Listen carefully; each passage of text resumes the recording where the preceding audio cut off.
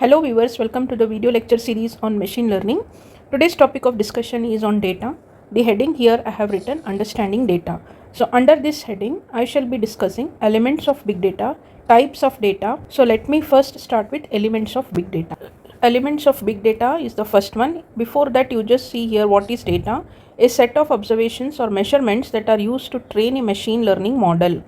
So whenever you want to train a particular machine, you have to feed lot of data here. So and that data is what? That data is having some observations or some measurement values on a particular topic. The quality and the quantity of data influences a lot on the performance of such models. That is true. Data by itself is meaningless. It has to be processed to generate any information. This already I said in my introductory session that just if you are giving some data, it is not having any meaning unless and until you process it, then only it becomes an information. So if you are writing simply some numbers and that is just a raw data, until you say that these numbers are representing the marks of a students, then you have processed now and it becomes a information. A string of bytes is meaningless only when a label is attached. Like marks scored by students in a class, the data becomes meaningful. This is what I just said now. So processed data is called as information. Now let us see the elements of big data. Before that, what is small data also you should be knowing. So data whose volume is less and can be stored and processed by a small scale computer is called small data. These data are collected from several sources and integrated and processed by a small scale computer. So here you need not have a high processing unit. Here for small data, the volume of the data is very less. It can be easily stored and processed by a small scale computer. Whereas big data you see here, it is a larger data whose volume is much larger than the small data. In order to understand the big data, you should be knowing the characteristics of the data. What are the characteristics? Volume, variety, velocity, value, veracity, viability. So let us see this. What is volume? Vast amount of data generated and collected from various sources. Variety, diverse types of data collected in structured, unstructured and semi-structured form. So volume is the quantity, how much amount of data you have generated, how much amount of data you have collected from various sources.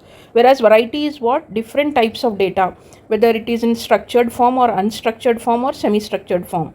So unstructured is combination of all types of data like audio, video, image, whereas structured data will be having what? Specific structure, and wherein you are writing the column headings and writing values for all the columns in a structured form. And next is the velocity. Velocity refers to the speed at which the data is generated, collected and processed. So today, because of the internet, we can see at a very faster speed the data is getting generated. Because of the social media, we are able to get lot of data every day, and the speed at which the data gets generated is very high. In a month we are getting nearly about 4,000 million gigabytes of data in a month, and that too this was in the year 2020. So by 2025, just imagine. Value refers to the benefits that an organization can extract from analyzing large and complex data sets. So when an organization is having a large and complex data set, after analysis they can definitely come to know that with what trend they have to increase the revenue in future by referring the past history or the past transactions or the past data. So that becomes the value. Value refers to the benefit the organization can extract. So they can come out with new schemes and policies. Veracity refers to the trustworthiness, accuracy and reliability of the data. So if the data collected is, if you have collected the data, you should definitely check how accurate it is, how reliable it is, and whether you can trust on that data. Viability refers to the practicality and feasibility of managing large data sets to derive meaningful insights. Just collecting the data, huge data, may not be the ultimate goal. You have to see that how feasible it is for you, how practical it is for you to manage such large data sets. The next one we'll see types of data. So here we have the structured data, unstructured data and semi-structured data. And in structured data we have the record data, data matrix, graph data and ordered data. So structured data is stored in an organized manner.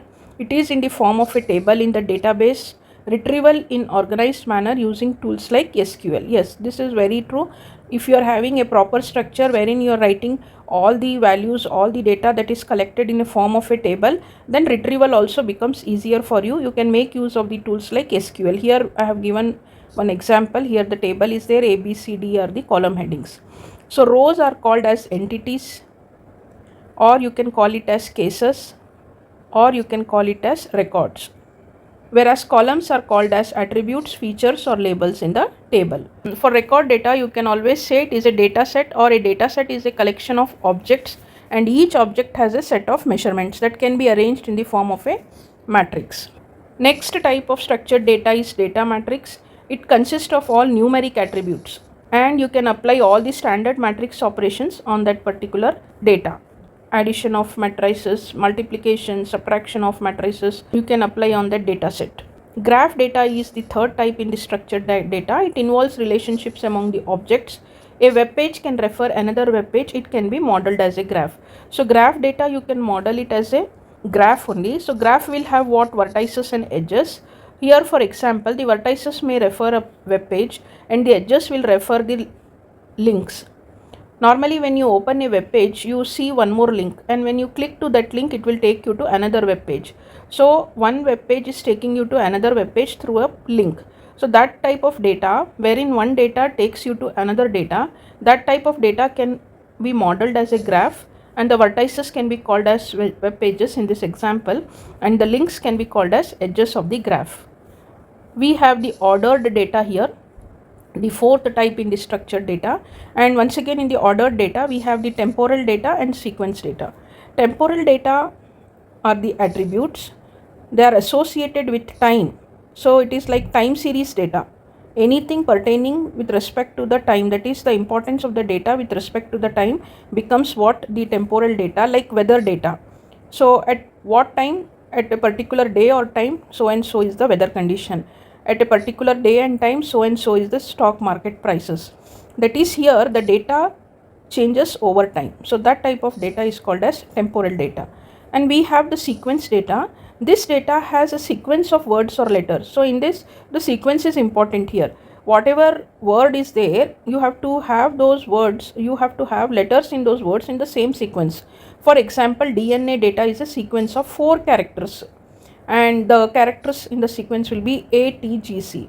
So this type wherein the sequence plays a very important role, that is a sequence data. And one more example for the sequence data is speech, video clips. So when you want to hear a speech, the sequence matters here. When you are watching a video clip, you cannot check the last part of the video first and then move to the first. So it will not give a proper meaning. So the sequence plays an important role here. Then next we have the spatial data. Spatial data examples are maps, because these are the data that gives or refers to the information related to the physical location. The next main type of the data is the unstructured data. So in unstructured data, we have video, images, audio and textual documents also. So in unstructured data, we have video, images, audio, text documents and block data. Block data is data generated from the blocks like the text and images. So 80% of the data is unstructured. This information you should be knowing, that whatever data you are coming across or whatever data is getting generated and collected, 80% of the data is unstructured data. So this is just an example here for the unstructured data. You can check it consists of what? Text, videos, audios, images. Then there is third main type here, it is called as the semi-structured data, partially structured and partially unstructured.